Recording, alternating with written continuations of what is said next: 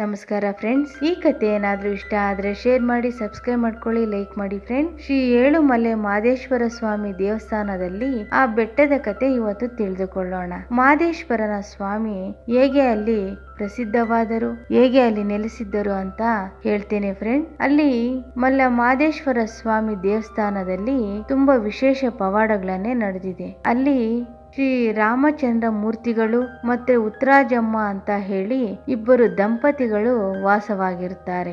ಅಲ್ಲಿ ಮಹದೇಶ್ವರ ಸ್ವಾಮಿ ಬೆಟ್ಟದಲ್ಲಿ ವಾಸವಾಗಿರುತ್ತಾರೆ. ಅವರು ಮಲ್ಲಿಕಾರ್ಜುನ ಸ್ವಾಮಿ ದೇವಸ್ಥಾನ ಬೆಟ್ಟಕ್ಕೆ ಹೋಗ್ತಾರೆ. ಆ ಬೆಟ್ಟದಲ್ಲಿ ಮಹದೇಶ್ವರ ಸ್ವಾಮಿ ಬಾಲಕನಾಗಿ ಮಲ್ಲಿಕಾರ್ಜುನ ಸ್ವಾಮಿ ದೇವಸ್ಥಾನದಿಂದ ಕರೆದುಕೊಂಡು ಬಂದು ಮಹದೇಶ್ವರನನ್ನ ಸಾಕ್ತಾ ಇರ್ತಾರೆ.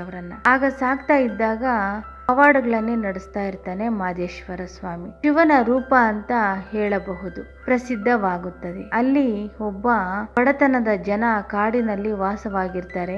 ಅಲ್ಲಿ ಒಬ್ಬ ರಾಕ್ಷಸ ಇರ್ತಾನೆ. ಆ ರಾಕ್ಷಸ ಪಾಪ ಅವರಿಗೆ ತುಂಬಾ ಹಿಂಸೆಯನ್ನು ಕೊಡುವುದು, ಅವರಿಗೆ ತುಂಬಾ ತೊಂದರೆಗಳನ್ನು ಕೊಡುವುದು, ಅಲ್ಲಿ ಇರ್ತಕ್ಕಂತ ಮನುಷ್ಯರನ್ನೇ ತಿನ್ನುವ ಈ ತರ ತುಂಬಾ ಹಿಂಸೆಯನ್ನು ಕೊಡ್ತಾ ಇರ್ತಾನೆ ಆ ರಾಕ್ಷಸ. ಆಗ ಪವಾಡಗಳನ್ನು ಮಾಡಿಕೊಂಡು ಆ ರಾಕ್ಷಸನನ್ನ ಸಾಯಿಸಿ ಸಂಹಾರ ಮಾಡಿ ತಪಸ್ಸಿಗೆ ಕೂತ್ಕೊಂತಾರೆ, ಯೋಗಿ ಆಗ್ತಾರೆ. ಅವರು ಗುಹೆ ಒಳಗಡೆ ಹೋಗಿ ತಪಸ್ಸನ್ನು ಮಾಡ್ತಾರೆ. ಅಷ್ಟು ಪವಾಡಗಳೆಲ್ಲ ನಡೆಸಿಕೊಂಡು ಬರ್ತಾ ಇರ್ತಾರೆ ಮಹದೇಶ್ವರ ಸ್ವಾಮಿ. ಪವಾಡಗಳೆಲ್ಲ ನಡೆಸಿ ಆ ಯಪ್ಪನು ಆಗ ದೇವರಾಗ್ತಾನೆ.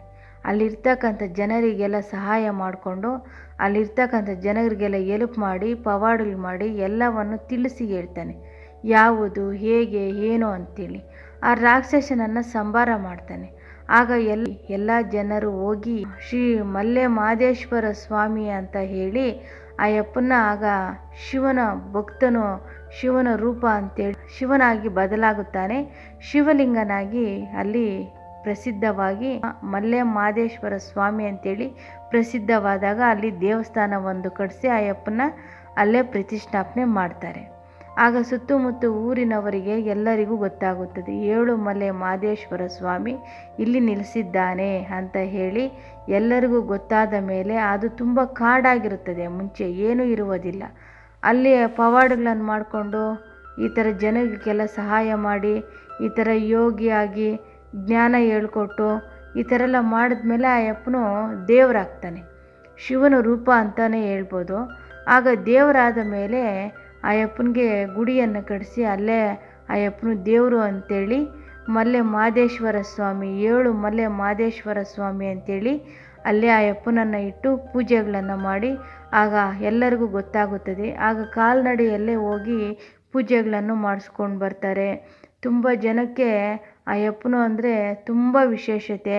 ಮತ್ತು ಆ ಯಪ್ಪನು ಮನೆ ದೇವರು ಅಂತೇಳಿ ತುಂಬ ಜನ ಪೂಜೆಗಳನ್ನು ಮಾಡ್ತಾರೆ. ತುಂಬ ಪವಾಡಗಳನ್ನು ಮಾಡಿರ್ತಾನೆ.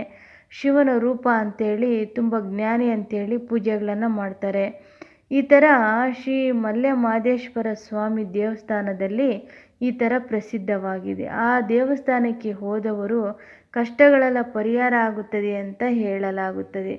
ಆದರೆ ಕಾಲ್ನಡಿಗೆಯಲ್ಲಿ ಹೋದರೆ ತುಂಬ ಒಳ್ಳೆಯದು ಅಂತ ಹೇಳ್ತಾರೆ.